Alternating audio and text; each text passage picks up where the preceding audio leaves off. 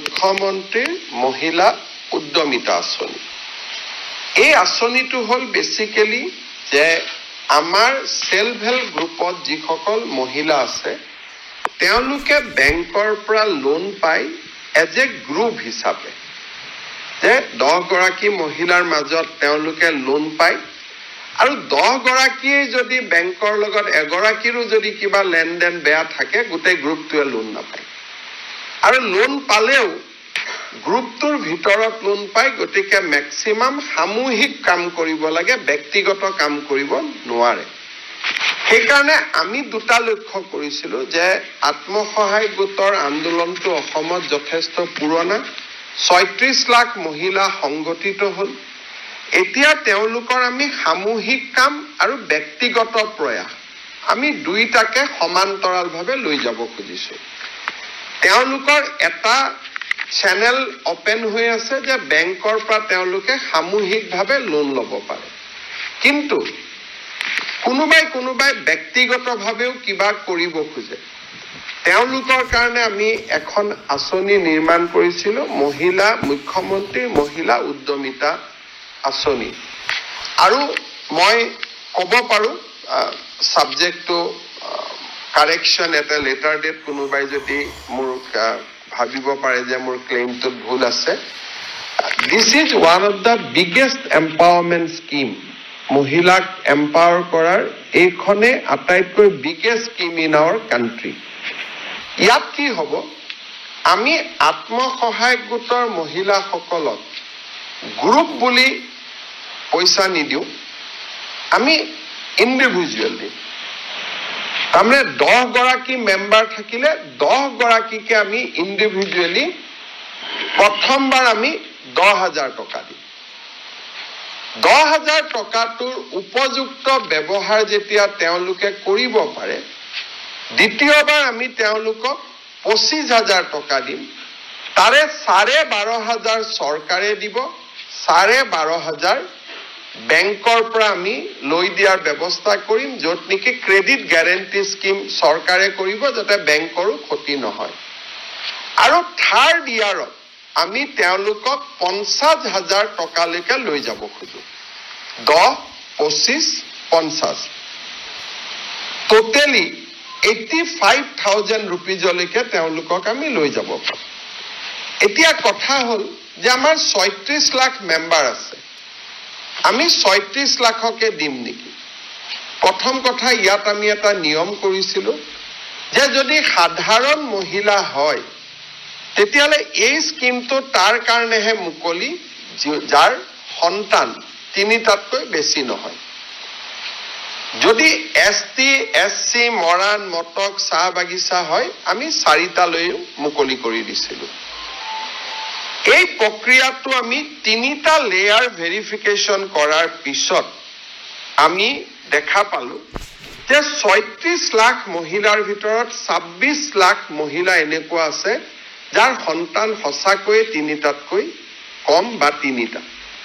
অসমৰ কাৰণে এইটো এটা খুব ইম্পৰ্টেণ্ট ষ্টেটিষ্টিক্স যে আমি যিটো কৈ থাকো সকলোৰে ঘৰত 10-12টা সন্তান আছে। অন্তত এটা প্ৰমাণিত হ'ল যে আত্মসহায়ক গোটত কোনোবা যদি সোমাইছে তেওঁৰ অকল অৰ্থনৈতিক ইনকামে হোৱা নাই, ছ'চিয়েল ট্ৰান্সফৰ্মেশ্যন এটাও হৈছে। এইটো এটা আমাৰ বহুত ডাঙৰ শিক্ষা এটা এইবাৰ আমি দেখিলো।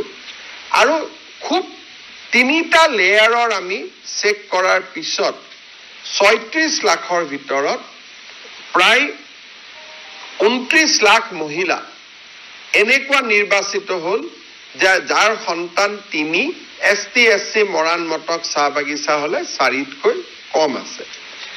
ইয়াত দুটা আৰু আমি ইম্পৰ্টেণ্ট পইণ্ট লগাইছিলো যে মহিলা উদ্যমিতা কৰিব, কিন্তু ঘৰত যদি ছোৱালীক স্কুলত নপঠোৱাকৈ ৰাখি থৈ দিয়ে তেতিয়াহ'লেতো তেওঁক উদ্যমী মহিলা বুলি আমি ক'ব নোৱাৰো। গতিকে ছেকেণ্ড আমি চেকআপ কৰিছিলো যে মহিলাগৰাকী ল'ৰা ছোৱালী স্কুলত গৈছে নে নাই, বিশেষকৈ ছোৱালীজনী। যদি ল'ৰা আৰু ছোৱালী যদি স্কুলত যোৱা নাই, বিশেষকৈ ছোৱালীজনী যোৱা নাই, তেওঁ এই আঁচনিখনৰ বাবে নিৰ্বাচিত নহ'ব। থাৰ্ড আমি কৈছিলো যে এই মহিলাগৰাকী কোনো বেংকত ঋণ আদি থাকিব নালাগে। এই গোটেইকেইটা ক্ৰাইটেৰিয়াত 29 লাখ মহিলা নিৰ্বাচিত হ'ল। কিন্তু এই 29 লাখ মহিলাৰ ভিতৰতো কোনোবা চৰকাৰী কৰ্মচাৰীৰ পত্নী আছে, কোনোবা হয়তো ঠিকাদাৰৰ ল'ৰা ছোৱালীৰ পত্নী আছে, কোনোবাই হয়তো নামটো আছে গ্ৰুপত কিন্তু কাম কৰাৰ বাবে আগ্ৰহ নাই। গতিকে এই ফাইনেল পৰ্যায়ৰ সিলেকশ্যনটো এতিয়া আৰম্ভ হৈছে, য'ত 29 লাখৰ পৰা আমি 26-27 লাখ মহিলা চূড়ান্তভাৱে নিৰ্বাচিত হ'ব। 31 মাৰ্চ তাৰিখৰ ভিতৰত, যিহেতু বাজেট 1 এপ্ৰিলৰ পৰা আৰম্ভ হ'ব, 31 মাৰ্চৰ ভিতৰত আমি 29 লাখৰ পৰা ফাইনেল যিটো চেকিং, চৰকাৰী কৰ্মচাৰী পত্নী, চৰকাৰী কৰ্মচাৰীও তৃতীয় আৰু চতুৰ্থ শ্ৰেণীটো আমি ল'ব দিছোঁ। যে তৃতীয় আৰু চতুৰ্থ শ্ৰেণী যদি হয় তেওঁলোকে লওক, কোনো আপত্তি নাই। দ্বিতীয় আৰু প্ৰথম শ্ৰেণীক আমি মাইনাছ কৰিছোঁ। ঘৰত যদি বাছ ট্ৰেক্টৰ আছে সেইটো আমি মাইনাছ কৰিছোঁ। 3-চকীয়া বাহন আমি মাইনাছ কৰা নাই, 4-চকীয়া বাহন মাইনাছ কৰিছোঁ। এনেকে খুব লিবাৰেল চিষ্টেমেদি আমি 29 লাখৰ পৰা কিমান কমে আমি চাম। হয়তো 1 লাখো কমিব পাৰে, 1.5 লাখো কমিব পাৰে, হয়তো 50,000ও কমিব পাৰে। কিন্তু যিয়ে নহওক কিয় 31 মাৰ্চত এই তালিকাখন আমি সমাপ্ত কৰিম, ফাইনেলি আমি আপলোড কৰিম যে এইখনে হিতাধিকাৰীৰ তালিকা। 31 মাৰ্চটো খালি যাব, আমিও ব্যস্ত থাকিম।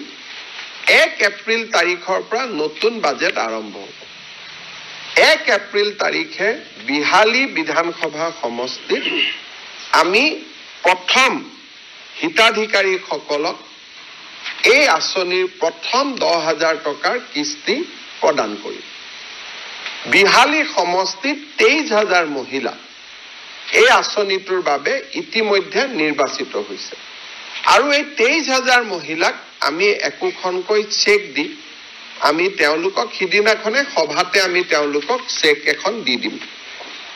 আৰু চেক আমি কিয় দিছোঁ, কেতিয়াবা বেংকত গৈ টকা পৰি থাকে, KYC নকৰে, কিবা নকৰে, চৰকাৰৰ লছ হয় আৰু মহিলাগৰাকীয়েও টকা নাপায়। চেকখন পালে অন্তত মহিলাগৰাকীয়ে বেংকত ফিজিকেলি চেকখন লৈ গ'লে তেওঁ একাউণ্টটোত যদি KYC আদি হৈও থকা নাই, KYC আদি কৰি ল'ব পাৰিব। তাৰ পিছত প্ৰত্যেক মাহত আমি এখন তালিকা দিম বাতৰি কাকতত। প্ৰত্যেক মাহত 10-15টা সমষ্টিত আমি এই ধৰণে একোটা ফাংচন কৰি আমি এই পুঁজিটো বিতৰণ কৰি গৈ থাকিম। আৰু ইয়াৰ সমান্তৰালভাৱে মহিলাসকলক আমি 3 দিনীয়াকৈ এটা প্ৰশিক্ষণো দি গৈ থাকিম। য'তেই প্ৰশিক্ষণ শেষ হয় তাতে আমি, আপোনালোকে ক'ব পাৰে যে 10টা সমষ্টি কেনেকে নিৰ্বাচিত হ'ব, অৰ্থাৎ য'তেই প্ৰশিক্ষণ শেষ হয় তাতে আমি টকাটো দিয়াৰ আৰম্ভ কৰিম। আমাৰ বাজেটৰ এইটো প্ৰথম এনাউন্সমেণ্ট আমি পূৰণ কৰিবৰ কাৰণে গৈ আছোঁ। এইবাৰ সাধাৰণতে বাজেট পূৰণ কৰোঁতে সময় লাগে। এইবাৰ আমি 1 এপ্ৰিলৰ পৰাই আমি টাৰ্গেট লৈছোঁ যাতে 1 এপ্ৰিলৰ পৰাই আমি কামখিনি কৰিব পাৰোঁ। আৰু এইটো এটা অসমৰ ইতিহাসত অৰুণোদয়ৰ পিছত ওমেন এম্পাৱাৰমেণ্টৰ এইটোৱে আটাইতকৈ ডাঙৰ স্কিম। কাৰণ এই স্কিমটোত নগৰৰ, এতিয়া মই গাঁৱৰ সংখ্যাটো ক'লোঁ, কিন্তু নগৰৰ মহিলাসকলো ইয়াত আছে। 3,200 কোটি টকা ৰাজ্য চৰকাৰে এইবাৰ এই আঁচনিটোত খৰচ কৰিব, মুখ্যমন্ত্ৰীৰ মহিলা উদ্যমিতা আঁচনি।